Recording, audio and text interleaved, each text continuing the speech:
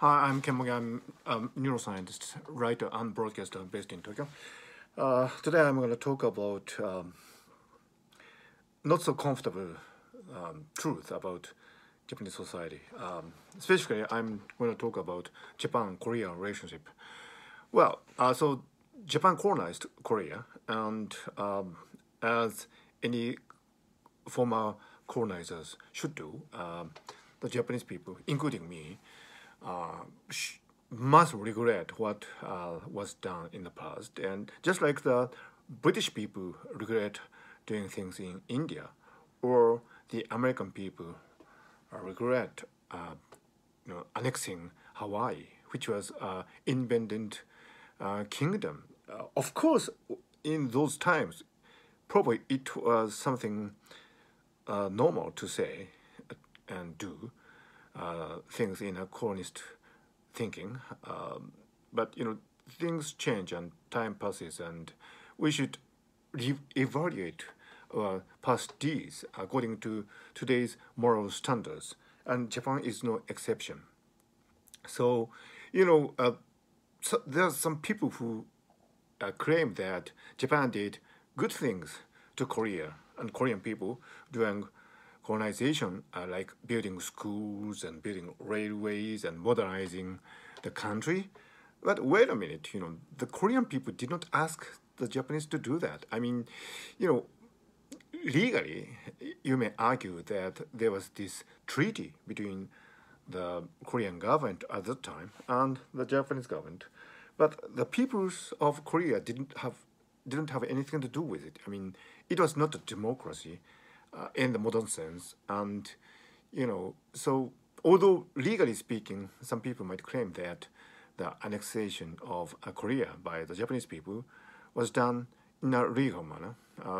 It had nothing to do with the will and wishes of the Korean people at the time.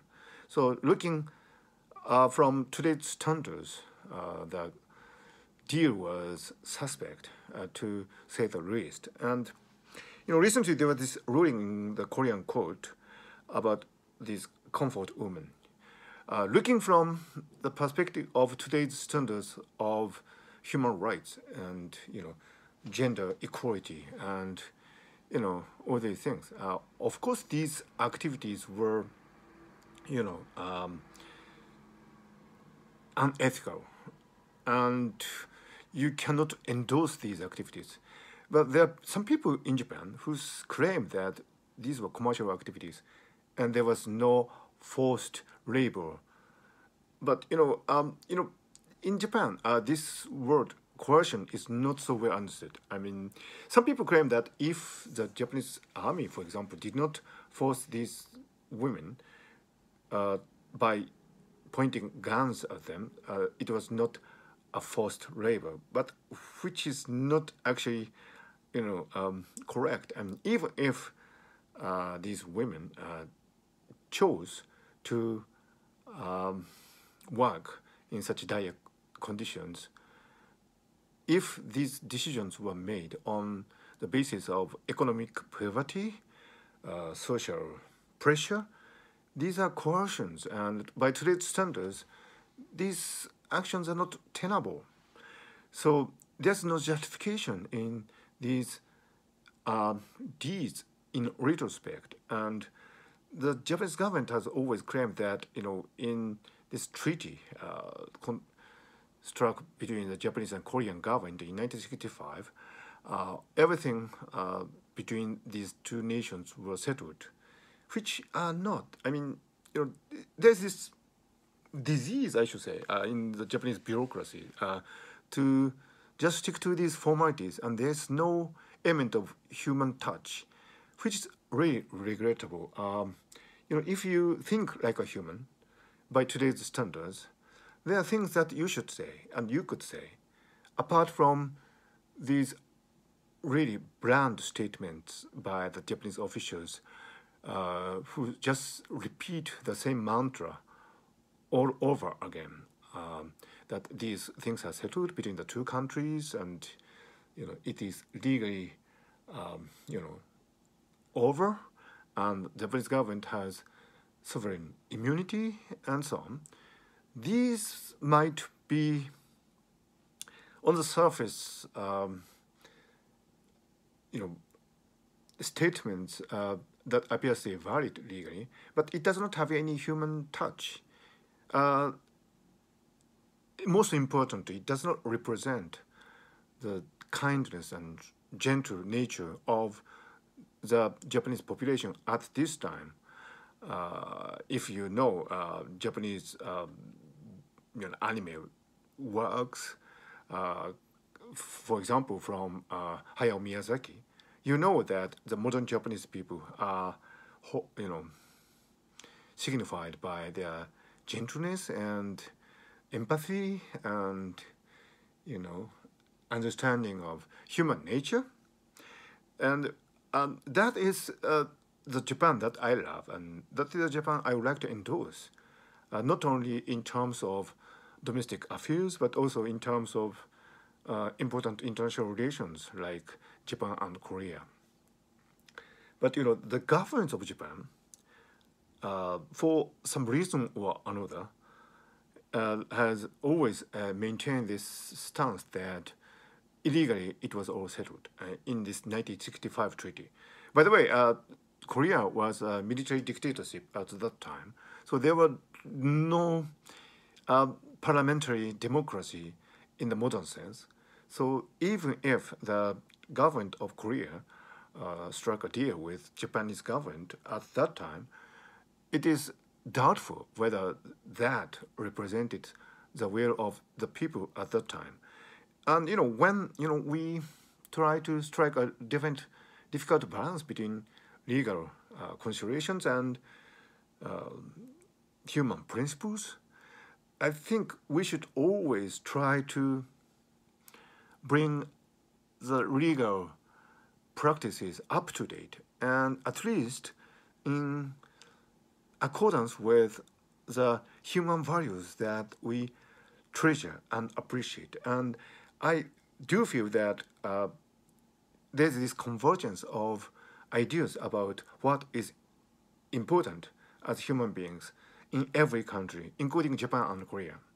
Japan and Korea are collaborating in many interesting cultural projects like the Niju,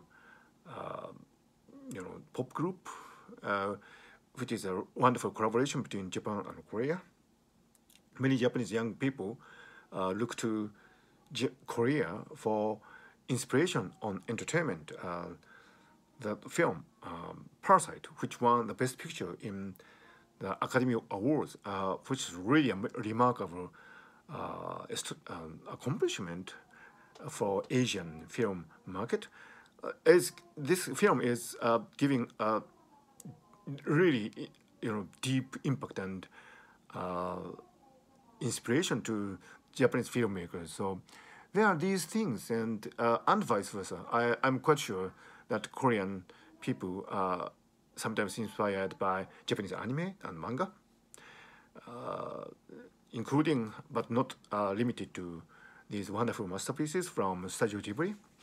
So there are these human basis and human emotions that we share, and any political issue or legal consideration should reflect this zeitgeist, so to speak, and the stance of the Japanese politicians that as it stands today does not reflect these evolving and resonating human values.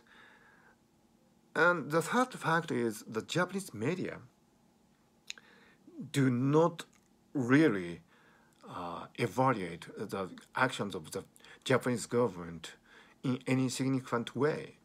Even the liberal or sometimes left-wing media, they're so shy of criticizing the government of Japan for putting legal formalities before humanitarian principles. And the shot is so short. There's no long shot. Well, there's no moonshot in terms of journalism when it comes to Japan-Korea relations. The Japanese newspapers and the Japanese TV media are so timid and so shy, and they do not see things as the world media, such as BBC, CNN, ABC, and the Korean newspapers and Korean TV stations see these things, and it's a missed opportunity, really. I think it's time for Japanese government and Japanese media to wake up to the needs of putting things in perspective and re-evaluating things from humanitarian principles, which do exist in this country, here in Japan. So, it is as if the Japan-Korea relationship is, put in a freezer, in a time capsule, where, echoes from the past,